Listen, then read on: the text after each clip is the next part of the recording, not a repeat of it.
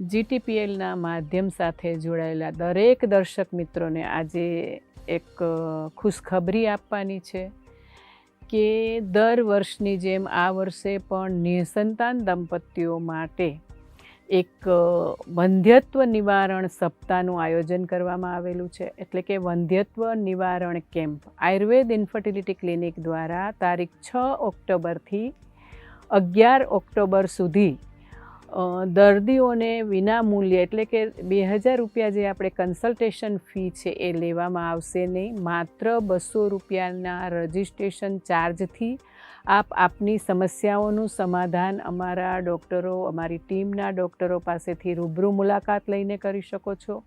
આ સાથે 6 થી 11 ઓક્ટોબર સુધીના તમામ દર્દીઓને વંધ્યત્વ માટેની જે સારવાર છે, કિંમતી રસૌષધિની સારવાર પણ રાહત દરે આપવામાં આવશે.